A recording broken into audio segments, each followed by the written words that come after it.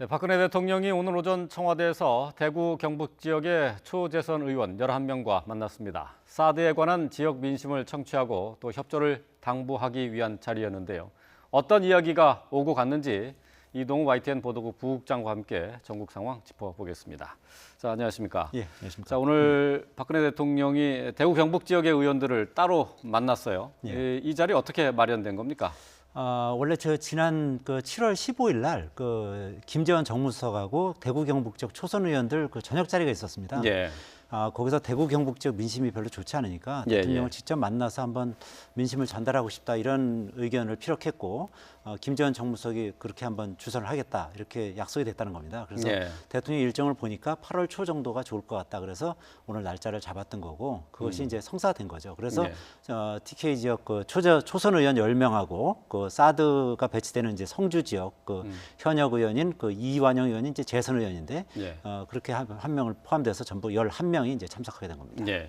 뭐 국무회의에서도 뭐 해당 지역의 국회의원도 만나고 지자체장도 만나겠다 뭐 그런 식의 발언을 했는데 그 이전에 이미 날짜가 잡힌 거였네요. 그러니까. 그렇죠. 예, 그러니까 박근혜 대통령이 얼마 전에 이제 국무회의에서 이제 그런 얘기를 했는데 이런 모임이 있는 거를 이제 사전에 얘기를 듣고 아마 그런 얘기를 했을 가능성이 있어 보입니다.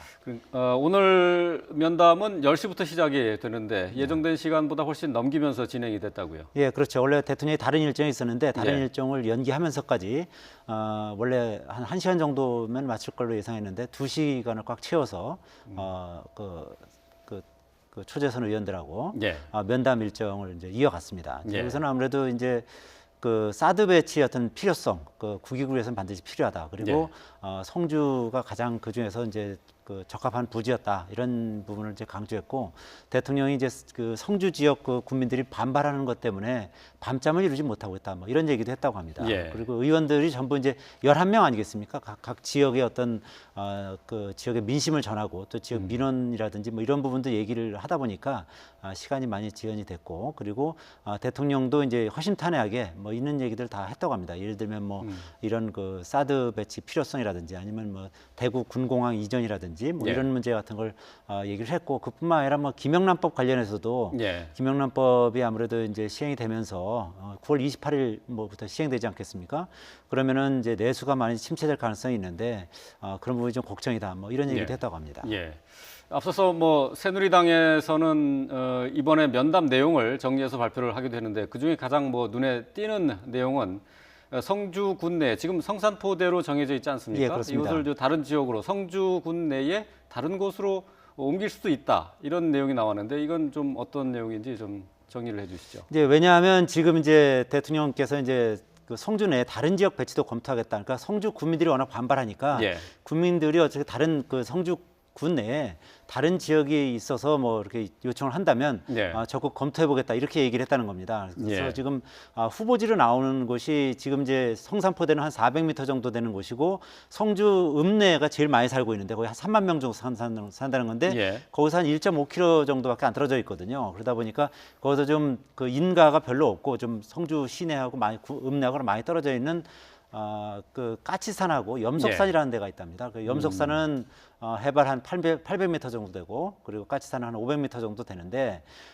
이쪽이 지금 이제 후보지로 이제 검토되는 뭐 그런 보도들이 나오고 있습니다. 원래 국방부에서 이 지역도 검토를 하긴 했었는데 이 지역 같은 경우는 이제 민간 토지를 또 사야 되고 그리고 까치산이나 염속산을 하게 되면 정상을 또 깎아야 되거든요. 그러니까 환경 파괴 논란도 있고 또 예산도 많이 들어야 되는 그런 좀 부작용이 있는 것도 사실입니다. 그렇기 때문에 좀 더 길게 검토를 해봐야 되는 그렇죠. 여러 가지를 검토해서 결국 이제 성산포대로 결정을 했던 건데 성주 국민들이 워낙 강력하게 반발을 하니까 만약에 성주 국민들이 다른 대체 지역을 제안을 한다면 한번 적극적으로 검토를 해보겠다는 게 대통령의 의견이었고요. 그리고 곧바로 국방부에서도 다른 지역을 검토할 수도 있다. 뭐 이런 식으로 당초에는 다른 지역을 검토할 일이 없다고 이렇게 얘기를 했었습니다만 오늘 이제 대통령이 이제 그런 얘기를 하다 보니까 국방부에서도 입장을 바꿔서 다른 지역도 뭐 검토할 수는 있다. 뭐 이렇게 입장을 좀 전향적으로 좀 바꿨습니다.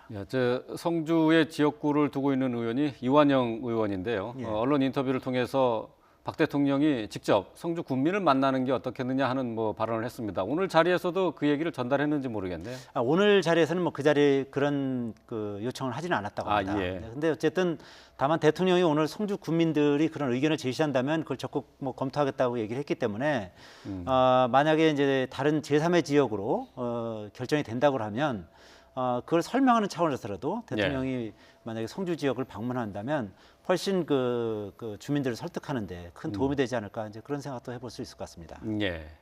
자, 이 지금 새누리당은 전당대회를 앞두고 있습니다. 이 때문에 오늘 뭐 대구 경북 지역의 초선 의원들만 따로 이렇게 대통령이 보는 것을 두고 비박계 쪽에서는 좀 못마땅해하는 그런 말들이 계속 나왔었는데, 자, 그럼에도 불구하고 이게 지금 전대에 영향을 주려는 것 아니냐 하는 뭐 의구심은 떨칠 수 없는 것이 이제 비박계 입장일 것 같은데 어떻게 보세요?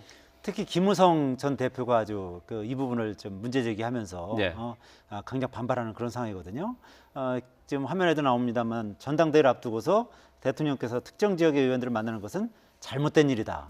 그야말로 뭐 지금까지 어떤 로우키 그 전략에서 완전히 벗어나서 어떻게 보면 대통령한테 직격탄을 날리는 셈이거든요. 그러니까 나름대로 이제 홀로서기를 시도하는 건데 김무성 대표 입장에서는 전 대표 입장에서는 어떻게 보면 절박한 거죠. 지금 이번 전당대회에서 만약에 친박 성향의 그 대표가 당선된다면은 그 김무성 대표는 뭐 내년 대선 주자 경선에서 비박계 그 대표주자로 나오려고 지금 하는 거 아니겠습니까? 그래서 지금 이제 전국 그 민생 투어도 지금 하고 있고 지금 화면에도 나오고 있습니다만 뭐 광주 지역도 방문하고 뭐 여러 지역 방문하고 있지 않습니까? 며칠 전에 이제 평목항에도 갔었고요. 그런 상황에서 만약에 친박계가 미는 대표가 당선이 된다면 김무성 대표로서는 상당히 그 어려움에 봉착할 수밖에 없거든요. 그러니까 김무성 대표 입장에서는 절박한 거죠. 그래서 비박계 그 대표를 이번에 반드시 만드는 것이 아주 상당히 절박한 뭐 그런 상황인 겁니다. 그래서 이제는 이제 더 이상 이 로키로 가서는 곤란하다. 그래서 여기서는 그야말로 정면 승부를 거는 이제 그런 상황에 처했다 이렇게 볼 수 있는 것 같습니다. 지금 뭐 김무성 전 대표 지금 민심 투어를 하고 있는데 뭐 말씀하셨다시피 좀 강한 어조로 잘못됐다라고 직접적으로 비판을 했습니다. 이게 과거와는 달라진 박근혜 대통령과 약간 좀 각을 세우는 쪽으로 방향을 정한 건가요? 그렇다고 봐야죠. 그러니까 김무성 대표 입장에서는 어쨌든 현재 새누리당 내 비주류 비박계의 대표 주자 아니겠습니까? 그런 상황에서 어차피 대통령과 같이 가기는 쉽지 않은 상황인 거고 그러면 어느 정도 대통령과 각을 세워가면서 나름대로의 어떤 존재감을 이제 과시하고 그리고 어떤 그런 뭐 어차피 대권 주자라는 것이 누가 주어지는 것이 아니라 본인이 이제 투쟁해서 쟁취하는 것이기 때문에 그런 쪽으로 확실하게 이렇게 전략을 수립한 것이다 이렇게 볼 수 있을 것 같습니다. 그래서 이번에 확실하게 비박계가 당권을 쥐고 그리고 내년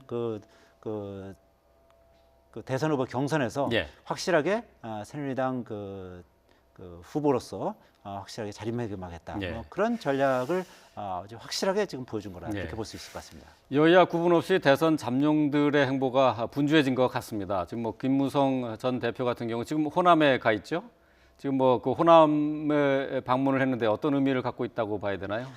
김무성 대표가 이제 이쪽 호남 쪽에 나름대로 연고가 있다고 좀 주장을 하고 있거든요. 그러니까 부친이 이제 김영주 씨라고 전남방직 대표를 했었거든요. 그러니까 이쪽 호남 쪽에 나름대로 상당한 연고와 지지 기반이 있다 이렇게 좀 믿고 있고, 그리고 실제로 김무성 대표의 지지 모임에는 이 호남 쪽 사람들이 꽤 많다고 합니다. 그래요? 그래서 이쪽 이 전남이나 이제 호남 쪽에 지지 기반을 넓히겠다, 뭐 이런 포석이 깔려 있는 것으로 보이고요. 그렇기 때문에 뭐 자기가 대통령이 되면 총리는 반드시 전라도 사람을 쓰겠다, 뭐 이런 얘기를 했거든요.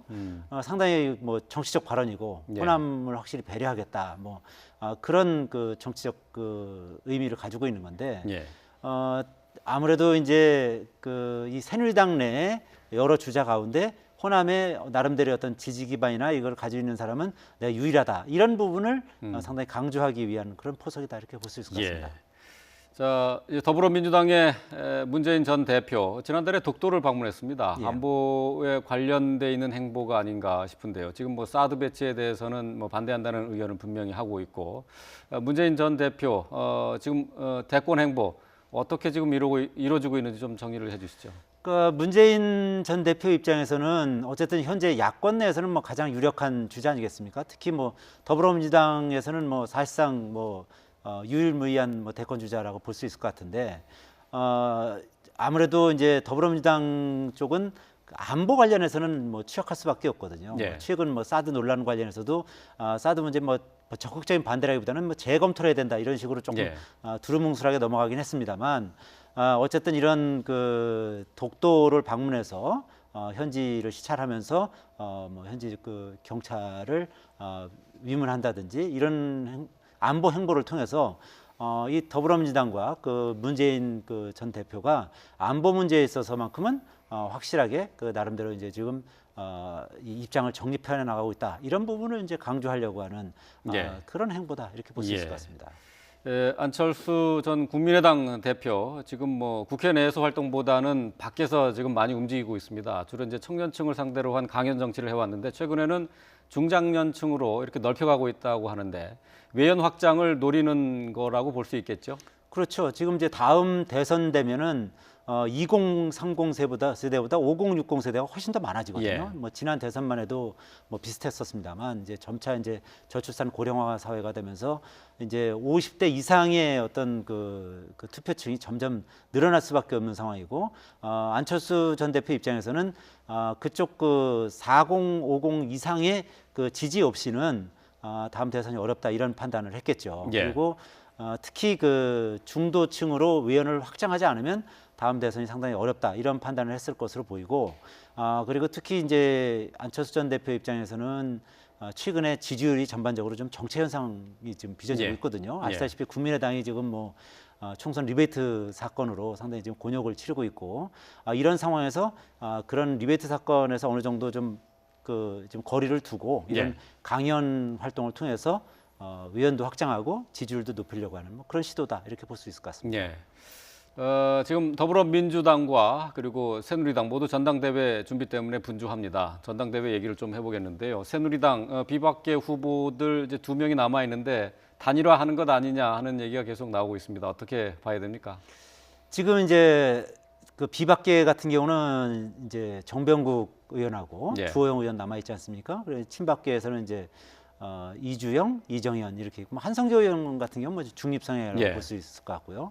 이제 당장 비박계 같은 경우는 이제 정병국 의원이 더 이제 아무래도 전반적으로 더 이제 세력을 더 가지고 있다고 생각하니까 특히 이제 김무성 전 대표 쪽에서 정병국 의원을 많이 좀 지원하고 있는 그런 예. 상황이거든요. 그래서 주호영 의원한테 아무래도 이제 그런 압박이 많이 몰릴 겁니다. 예.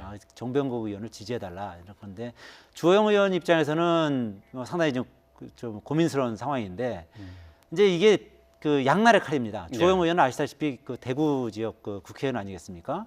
대구 경북 지역의 표심은 아무래도 박근혜 대통령의 그 아성이기 때문에 예. 주호영 의원이 그 양보를 한다 그래도 그 표심이 다 정병국 의원한테 간다는 보장이 없습니다. 예. 그래서 예. 어떻게 보면 주호영 의원이 만약에 그 드랍을 한다면 그것이 오히려 친박계 후보로 갈 가능성도 배제할 수 없거든요. 그래서 예. 상황에 따라서는 주호영 의원이 완주하는 것이 오히려 정병국 의원한테 유리할 수도 있습니다. 예, 그 부분은 이제 그쪽 비박계 쪽에서 전략을 잘 수립할 예. 뭐 이 부분을 다 고려해서 아마 전략을 수립해야 될 것으로 보입니다. 친박계는 별다른 뭐 교통 정리하는 움직임은 없죠. 친박계에서는 아마 이번 주말을 기점으로 다음 주 화요일 날이 예, 전당대회 예, 아니겠습니까? 이번 주말을 기점으로 해서 어느 쪽을 밀어줄 것인지 결정을 예. 해야 될 겁니다. 왜냐하면 지금 만약에 그 이주영 의원과 이정현 의원으로 표가 분산된다고 했을 때는 정병국 의원이 어부지리로 예. 그 당 대표가 될 가능성이 대단히 높거든요. 그래서 지금 이 일반 국민 상대로 한 그 여론조사에서는 그 30%가 반영되는데 이정현 의원이 훨씬 예. 유리하고요. 예. 그다음에 그 당원들이 한 70% 정도 반영되는데 거기서는 전반적으로 이주영 의원이 좀 더 유리하지 않겠느냐. 물론 뭐 상황에 따라 좀 다르긴 합니다만 아무래도 영남 지역이 새누리당의 어떤 그 텃밭이고 예.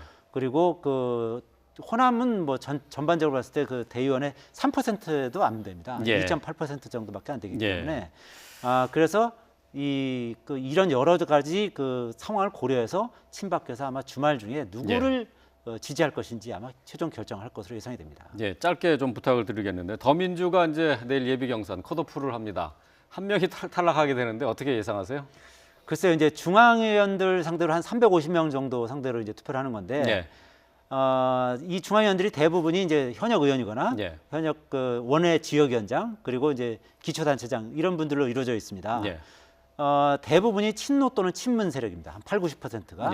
그러다 보니까 이제 그 문재인 전 대표를 강하게 지금 비판하고 있는 이종걸 의원이 좀 아무래도 좀 불리하지 않느냐 뭐 그런 얘기들이 많습니다. 이종걸 의원이 오히려 그렇습니다. 이종걸 의원이 어느 정도 좀 문재인 전 대표에 대해서 좀 우호적인 얘기를 하는 것이 아니라 문재인 전 대표에 대해서 아주 강하게 비판하고 있거든요. 각을 세우고 있는 것이 오히려 좀 불리하게 작용하지 않겠느냐. 그리고 또 같은 그 비주류라 그래도 뭐 박영선 의원 같은 경우는 이종걸 의원이 비주류로서의 어떤 대표성이 없다 이렇게 공격을 하고 있거든요. 그래서 이런저런 이유로 이종걸 의원이 상당히 좀 불리한 거 아니냐. 또 김상곤 전 혁신위원장 같은 경우는 문재인 전 대표였던 그 지지를 받고 혁신위원장이 됐기 때문에 이런 어떤 친문 세력이나 이제 친노 세력으로부터 나름대로의 어떤 지지가 있지 않겠느냐. 그렇게 그러니까 친노 세력의 표가 이렇게 분산이 된다고 하더라도 이종걸 의원은 불리하다 이렇게. 왜냐하면 그 더불어민주당의 세력 분포를 보면 한 90% 정도를 친노 세력이 장악하고 있거든요. 예, 알겠습니다. 여기까지 듣겠습니다. 고맙습니다. 예.